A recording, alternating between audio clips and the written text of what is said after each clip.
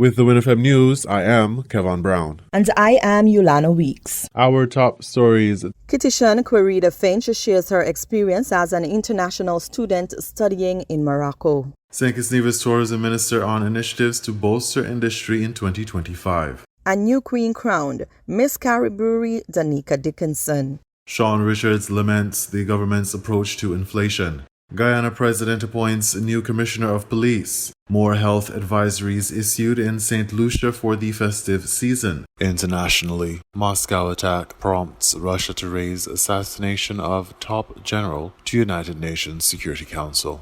Now, the details. Miss Querida Finch, a Kitishan student pursuing a master's degree in Morocco, discussed with WINN FM her personal experiences of adapting to culture and linguistic shocks in the country where she is expected to spend 2 years studying. Upon arrival in Morocco, Finch soon discovered that life there was not quite like what she had read in her pre-departure research. To thrive, she had to adapt to an extremely different culture and learn a new language. Initially, when I got to Morocco, although I did some research on the culture, the reality on the ground is vastly different to the reality that is shared via social media or electronic media. As a Kititian student in Morocco, one, you needed support of a good community to overcome language barriers, to feel that sense of belonging, to feel that sense of ease, to get ideas in cases where you don't have. That is not a problem. We have that sort of support. And even within the various countries, there is a Kititian group with a representative. There's one for St. Lucia. So that is something that is organized. But in terms of adjusting, it takes time and it takes intention and it takes an adaptation of an open mind. It's not a Cuban experience, but it is difficult because we're not able to penetrate the culture as we would like. And that's mainly because of the language barrier. We're not able to speak the language. We don't know Arabic and we don't know Darija, which is the dialect of Arabic. So that makes it a bit difficult for us. But if you're able to pair yourself with someone, a French person, for example, because I speak a lot of French, it's French, Arabic, like you could say half-half. So if you're able to pair yourself with persons who are able to assist you, then life can be manageable. Similarly, the language barrier makes integrating on campus or thriving in the classroom difficult. Students who do not speak Arabic French stand a better chance of excelling if they create bonds or networks with Moroccans. Finch said she is fortunate to have friends to assist her with her studies. The method of learning is different. We have regular classes, we have TEDI and TIPI. Those are practical classes. And the grading scheme is even different. You're graded on 20. And in order for you to pass an exam, you have to get anything above 10. You would validate your module. Anything below that, you would be invalidated. Your module will be invalidated, which means that you fail. You are allowed, however, to do what is called a rattrapage. So you're allowed to redo your exam. That is built into their system. So you're allowed that. But the thing is, even though that's a benefit, it can be a disadvantage because the truth is it can affect your GPA. Also in the classroom setting, it is sometimes challenging because, like I mentioned before, they merge Arabic and even a variation of Arabic, which is Darija, that we don't understand, we don't know anything about. It's not an easy language to learn. So even if you hear little things on the road and they're speaking it in the classroom, you can transfer that knowledge that you gather on the road or probably in the market in the classroom setting. In order for you to overcome that challenge, you have to create bonds with Moroccans so that they can assist you. And sometimes even that is a problem because they don't always have an open culture. They don't allow much persons, outsiders, to penetrate the culture. So sometimes it can feel a bit lonely, but I have good friends. I I've been fortunate to have good friends in the classroom. As Morocco is predominantly an Islamic country, Christmas is not observed there. However, provisions are made for students of the Caribbean to meet and enjoy themselves together like they typically would at Christmas time. In terms of culture, again, it was a shocker.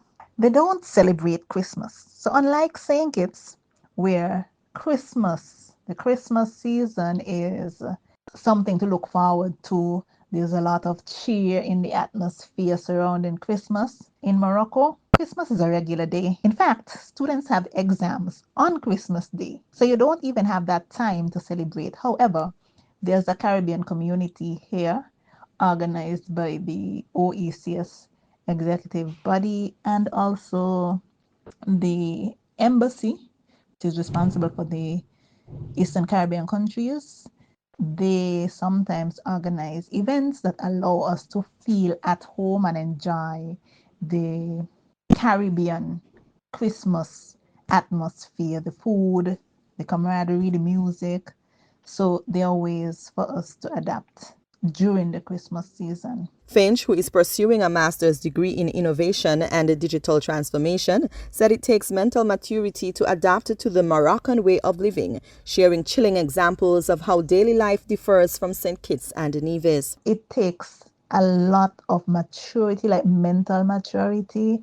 It takes a lot of adapting. It takes a lot of humility. Because listen, in Morocco, you see how we can demand good customer service and make a fuss or a scene if that service is not given to us. In Morocco, they operate on their own timing. And if they don't want to serve you, then they will take their time until they are ready to serve you. That's their culture. That's a cultural habit. Also, business starts from 10 in Morocco. So that required a bit of adjustment because I am a person who wakes up early and would want to be out by a certain time, but things start at 10.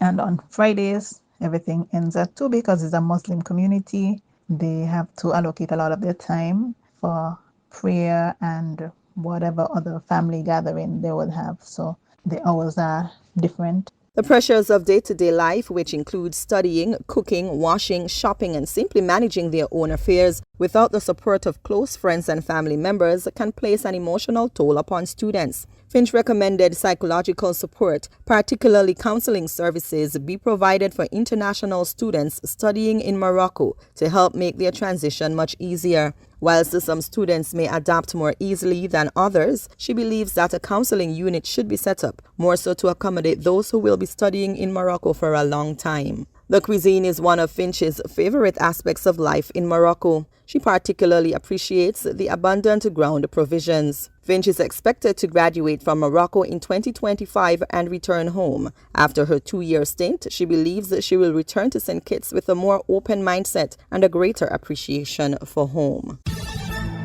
On December 18th, 2024, during the week of the 2025 budget debates, the Honorable Marsha Henderson, the Minister of Tourism in St. Kitts and Nevis, outlined pivotal initiatives aimed at enhancing the tourism experience in the Twin Island Federation. The minister's remarks addressed establishing a hospitality institute and providing specialized training for tour operators. These measures are designed to bolster the sector's offerings and ensure a more diversified range of authentic tourist experiences. Minister Henderson emphasized the industry's commitment to developing human capital, stating, "We've introduced the unit at the SKTA.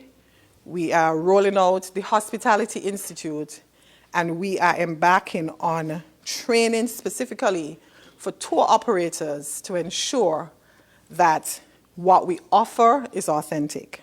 Her statement underscores the government's recognition that well-trained tour operators are paramount in crafting experiences that resonate with visitors and reflect the island's rich cultural heritage. The minister detailed recent successes in providing direct opportunities for local tour operators to pitch their offerings to major cruise lines, which she highlighted as a significant achievement. A few weeks ago, some of our tour operators received training in writing tours, which enabled them happily, and I'm proud of this, to pitch directly to executives from Carnival. The government aims to ensure that operators are equipped to create compelling tours that meet demand by facilitating face-to-face meetings between local providers and cruise line executives. Additionally, Henderson pointed to the critical issue of insurance as a barrier for many operators, noting, "A few weeks ago, some of our tour operators received training in writing tours, which enabled them,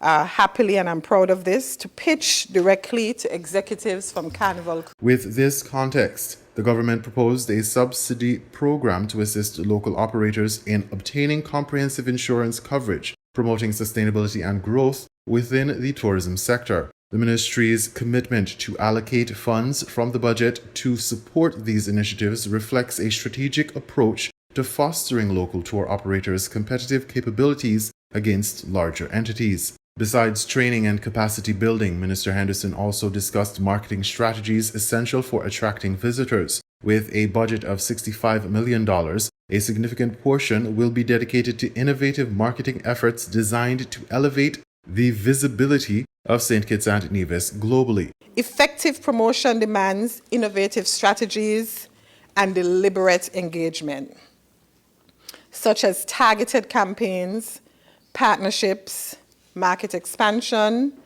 All of this, Madam Deputy Speaker, requires money, and a lot of it. Reinforcing the necessity of sophisticated marketing in a competitive tourism landscape. These statistics from targeted campaigns in North America and Europe are noteworthy. They show a 20% increase in search volume of St. Kitts and a 50% increase in hotel leads as a direct result of these marketing endeavors. Such metrics exemplify the effectiveness of the St. Kitts Tourism Authority's strategies in positioning the islands as appealing destinations for travelers. Minister Henderson also indicated a forward-looking approach to tourism, emphasizing the importance of establishing partnerships with major airlines. Expanding aircraft capacity plays a critical role in tourism growth, and the introduction of various airlines in recent months highlights the government's focus on increasing connectivity and accessibility for visitors. Minister Henderson's initiatives during the budget debates reflect a comprehensive vision for the future of tourism in St. Kitts and Nevis. The government is poised to elevate the island's stature as a premier Caribbean destination by investing in human capital, enhancing marketing efforts, and addressing critical infrastructure needs. The focus on collaboration between tour operators, government, and marketing bodies represents a united commitment to attracting visitors and cultivating an inclusive tourism sector that benefits all stakeholders involved. Ms. Carrie Brewery Danica Dickinson, an aspiring chartered accountant, walked away with the title of Miss St. Kitts and Nevis 2024-2025 on Thursday night, December 19, 2024, at Carnival Village. She amassed a total of 710 points. Ladies and gentlemen, we're down to the final few seconds with a total of 710 points. Your new Miss St. Kitts and Nevis is your dazzling darling, contestant number 3, Miss Carberry Danica Dickinson. Prime Minister Dr. Terence Drew presented her with a bouquet, draped her in the winner's sash, and crowned her with a tiara on stage. Third in her appearances, Danica wowed the crowd repeatedly. She had been one of the public's favorites even before the pageant. She amassed the majority of likes on social media to capture the Most Popular Contestant Online award. She also donned the Best National Pride costume, entitled Carnival Tales Unmasked. The costume merged the nation's festivity and folklore, such as the clown, masquerade, and bulls, enhanced by the colors of the national flag. Dickinson received 2 trophies and EC $20,000, which was designated for the Queen. In the first runner-up position was Miss Urban Development Corporation Tiana Richards, with 653 points. She captured most of the judged appearances, including Best One-Piece Swimwear, Best Two-Piece Swimwear, Best Modeling Skills in Evening Gown, and Best in Evening Gown. She was deemed most captivating and camera-friendly by the official photographer, thus capturing the award for Miss Photogenic. Richards received EC $15,000, a sash, and trophies. One of the most memorable appearances by Richards was the one-piece swimsuit segment. Her winning one-piece swimwear was titled Bashment Queen, a dancehall-inspired piece bearing the colors red, black, green and gold on the top with a bit of shimmer, and an attached leather bikini with gold chains dangling on both sides. She further enhanced her piece with a long dreadlocks ponytail, partly covered with a red head wrap, hoop earrings and red platform pumps. She strutted across the stage to popular dancehall music of the 1980s to deliver one of the best one-piece appearances in Carnival's history. In second runner-up position, Miss Azul Printers' Tonya Manners scored 648 points overall. She captured the Best Performing Talent award. Her talent, dubbed Ungratefulness Worse Than Witchcraft, highlighted the ingratitude and recklessness of people. She exposed wasted opportunities and poor priorities. Manners humorously honed in on major talking points in the nation's political arena, such as the double salary and the famous reference by Duncan Big Lice Watley, "Things Not Going Well." Her presentation noticeably grabbed the attention of the crowd, as there was lots of laughter and a big round of applause. For her second runner-up placement, Manners received the easy $12,000 cash, a sash, and a trophy. The first judged segment on Coronation Night was the interview with Mrs. Dion Baptiste Clark. Each of the contestants was asked the same question. The question was, some argued that beauty pageants place too much emphasis on physical appearance. How would you respond to this comment? Miss St. Kitts Music Festival, Jutambian Kelly answered it best. Throughout history, beauty pageants have been shown to be vain events. People feel like they focus too much on the physical instead of what's happening up inside the woman's brain or what's happening inside her heart. Now, throughout my journey in Miss St. Kitts, I have realized something. I feel like with the introduction of the platform, it has given us a certain sense of purpose. Purpose to do something. Purpose to make societal change. If I look at my platform, which is RISE, which stands for Resilience, Individuality, Strength, and Empowerment, I have learned that through this platform, I can really go out there and make a difference. And I feel like as I stand here, I am able to showcase my platform in front of an audience of people who come from all different walks of life. Yes, they did look at my physical appearance, especially in the swimsuit pageant that just now passed, but that is not all that beauty pageants are made out of. We are powerful women. They make us out to be ambassadors, representatives. We are the people who are stepping out into the future and making the change. This is just a tool to do that. And if it means that they have to focus a little bit on the physical, that is okay. Because it's really what we focus on the inside, that makes all the difference. Thank you. Thank you, Jatambian.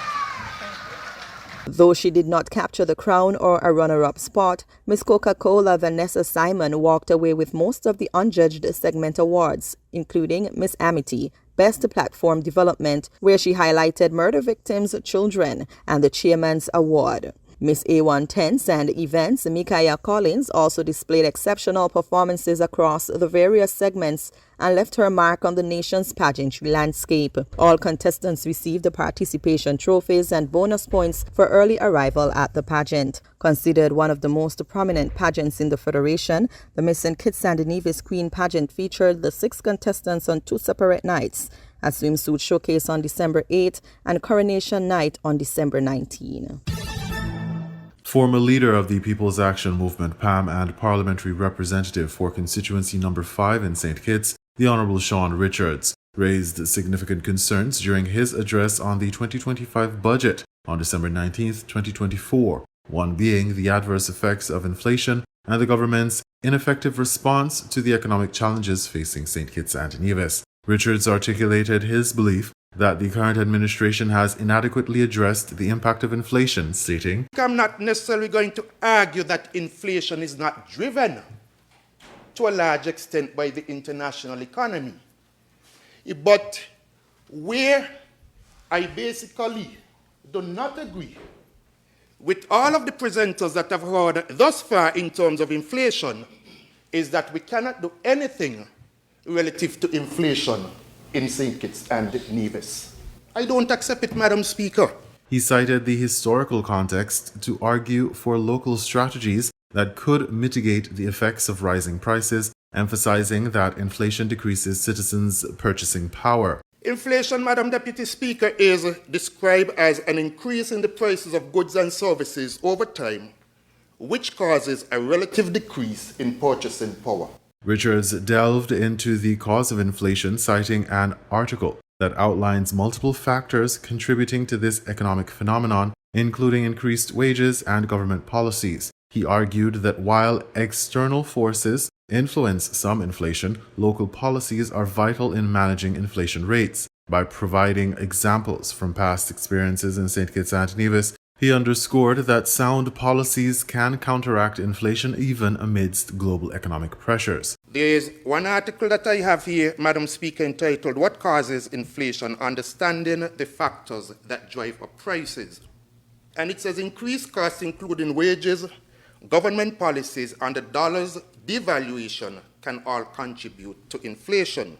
Richards further illustrated his point by reflecting on the history of inflation within St. Kitts and Nevis, referencing various inflation rates from 2011 onward. For instance, in 2015, the country experienced a notable negative inflation rate of negative 2.30%, which stood in stark contrast to the global inflation rates at the time. In 2015, VAT was removed from food, medical supplies, funeral expenses, and also educational supplies. Richards stated, attributing this policy decision to a period of economic relief for citizens. Combined with removing VAT on essential goods, it helped ensure that the purchasing power of St. Kitts and Nevis' citizens was protected against global inflationary trends. Richards critiqued the current government's budget proposals, expressing discontent with the lack of substantive measures to provide immediate economic relief. He remarked that rather than presenting solutions to curb inflation, the budget indicated potential increases in inflationary pressures. And instead of hearing that we can expect a reduction in inflation because of the policies of the government, what we're hearing is that we can expect a further increase in inflation. The opposition MP also highlighted the struggles of ordinary citizens in St. Kitts and Nevis, sharing a poignant anecdote from his constituency. I was doing a walkthrough recently in my constituency, and a parent said to me that she has only bought one skirt and one blouse to send her daughter to school because she cannot afford to buy any more. Richards shared, capturing the dire situation many families find themselves in amid rising costs. The PAM MP's observations illustrated the economic hardships exacerbated by inflation, echoing the sentiments of many constituents. Richards stressed the government's responsibility to implement policies that benefit citizens and alleviate economic burdens. He remarked that even a proposed reduction in VAT due to its temporary nature would ultimately fail to address the overarching issues of inflation and the cost of living within the Federation. He questioned the efficacy of short-term solutions, stating, "You said for 6 months, and until you change it, I will speak on what you presented. I will speak on what you presented." Highlighting the transient nature of the government's proposed measures. The budget debate reflects the broader economic challenges St. Kitts and Nevis face. It reveals a critical need for comprehensive policy solutions that prioritize the well-being of citizens in economic hardship while addressing the multifaceted issues of inflation. In regional news, Guyana President appoints a new Commissioner of Police, Guyana News Source reports. Declaring that he is fulfilling his constitutional duty, President Irfan Ali appointed Clifton Hicken to the substantive post of Commissioner of Police. He also appointed Ravindra Buduram, Wendell Blanham, Errol Watts, Fizal Karimbashk, and Simon McBean as Deputy Police Commissioners. During his remarks, the president said he has followed the prescribed constitutional requirements, including consultations, before making the appointments. Mr. Hicken has already passed the retirement age and is currently serving under an extension that was granted by the president. He has become the first police commissioner to be appointed after reaching the age of retirement. The president charged Commissioner Hicken and his deputies to serve the people of Guyana with respect and conduct the affairs of the police force in a professional and transparent manner. The prosperity of every country lies on the bosom of the security of the nation. And that is not accidental. That is why today we have men and women including the Director of KANU, who is here, who are placed in position of leadership in the security architecture of our country to execute their responsibility in a manner that will build, uphold, and extend public trust. President Ali said the officers have already been briefed individually and collectively about what is expected of them.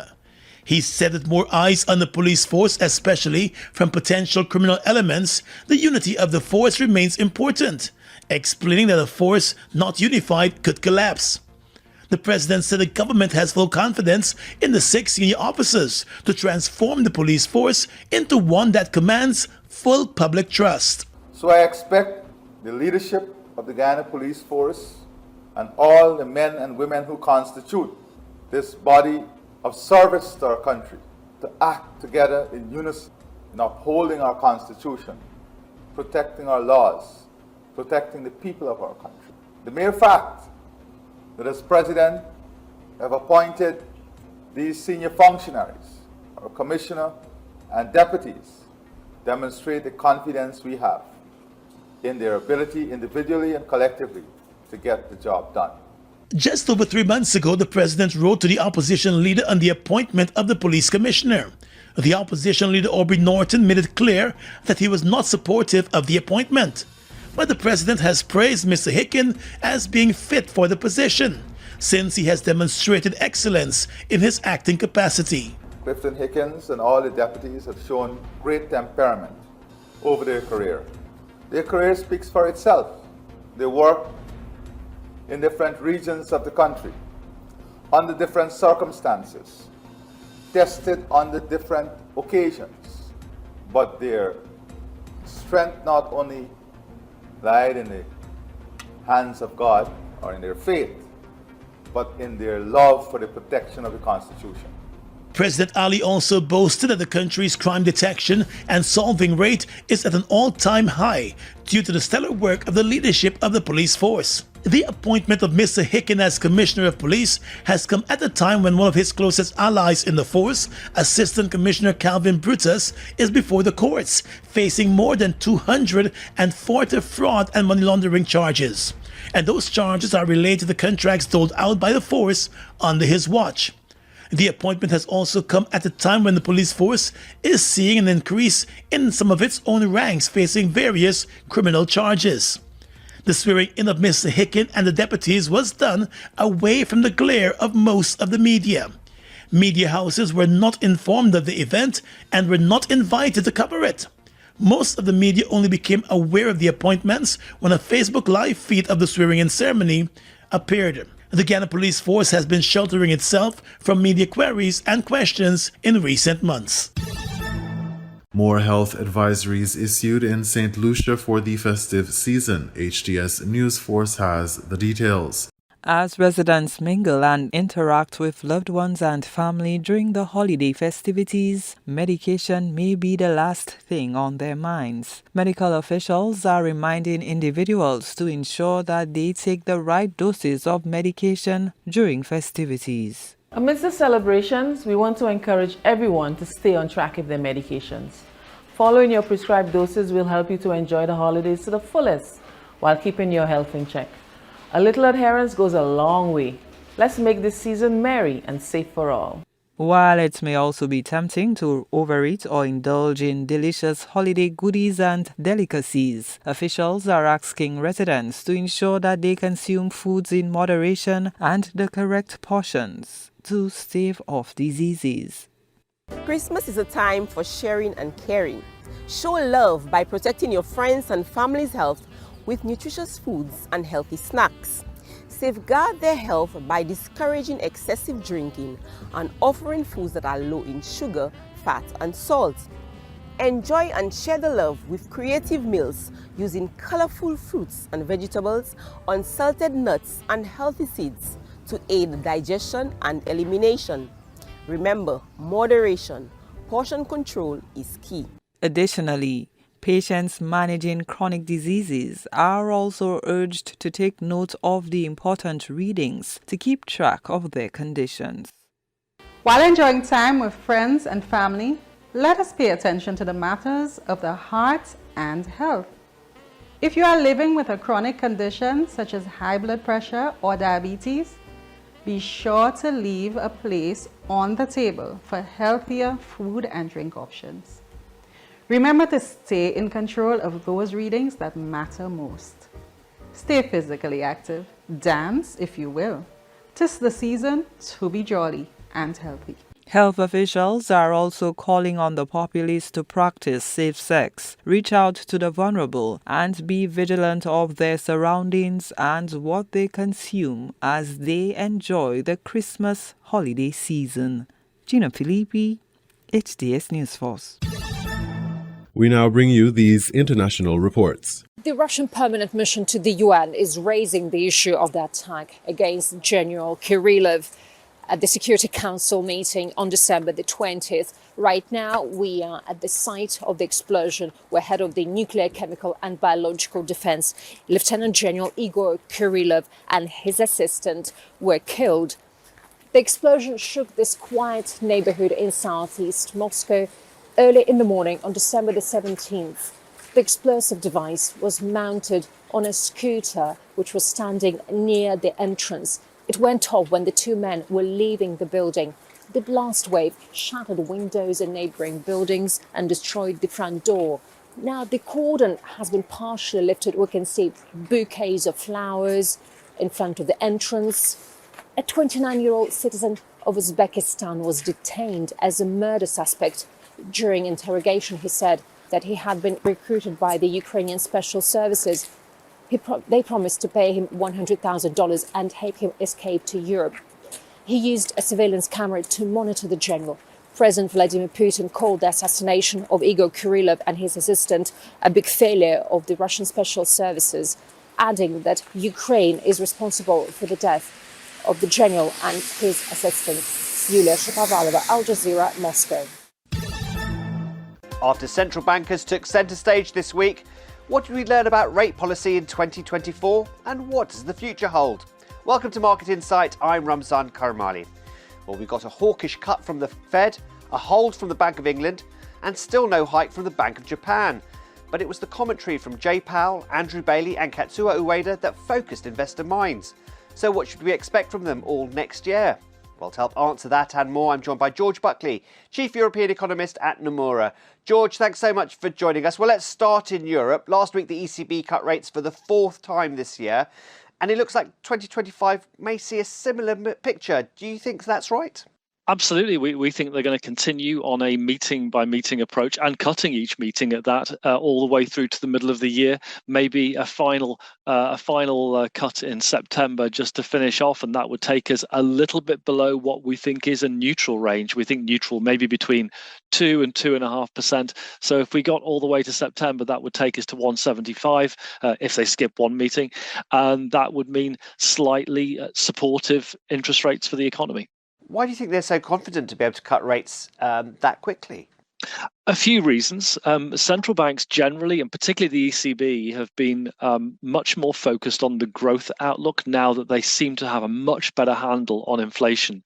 Services inflation, as we saw, surprised on the downside in the latest month for November.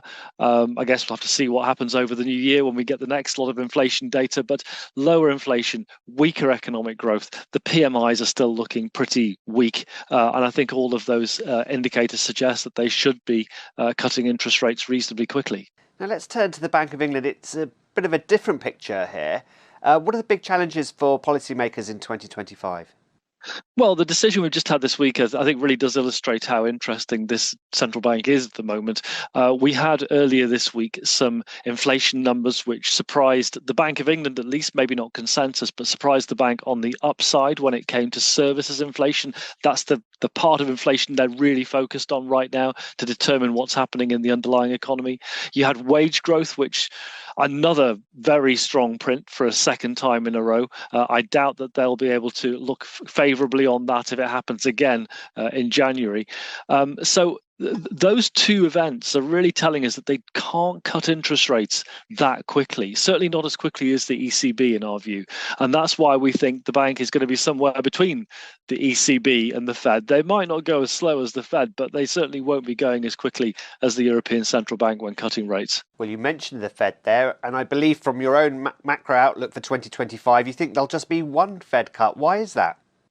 Yes, just one Fed cut. And one of the reasons for that is because, of course, we are waiting to see what a Trump presidency would bring. Based on our own forecast, we think that's going to bring tariffs. It's going to temporarily push inflation up. Now, for central banks like the European Central Bank, which is looking at these inflation prints, thinking, well, we've got a good handle on that. We've got a really weak economic outlook. We can afford to keep cutting, even through any inflationary-induced tariffs. That's probably not where the Fed is right now. Output is doing exceptionally well. You've seen that by the divergence in the PMIs, for example, and inflation. They're still worried, clearly, from this week's revisions to the projections. They're still clearly worried about last mile issues. Now, the Bank of Japan also had its say this week. No hike this time round. But how confident should we be that the next meeting will actually deliver a hike? Well, we actually changed our view based on the fact that Ueda-san was certainly talked about the possibility of delaying the hike even further.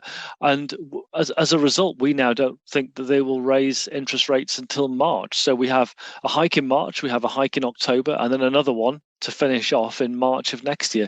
But that's obviously not a very speedy increase in interest rates. One issue is that, of course, if the currency, and it has obviously weakened since the decision, the combination of what the Fed did and what the what the BOJ didn't do really did push the currency down. Obviously, that could actually end up pushing them into an earlier hike, rather strangely. So there is a risk that they go a little bit earlier. There's a possibility they go in January, but we think on balance they'll wait till March. You were listening to the WINN FM 98.9 newscast. Our top stories were: Kitishan Querida Finch shares her experience as an international student studying in Morocco. St. Kitts Nevis Tourism Minister on initiatives to bolster industry in 2025. A new queen crowned, Miss Cariburi Danica Dickinson. Sean Richards laments the government's approach to inflation. Guyana President appoints a new Commissioner of Police. More health advisories issued in St. Lucia for the festive season. Internationally, Moscow attack prompts Russia to raise assassination of top general to United Nations Security Council. Thank you for listening.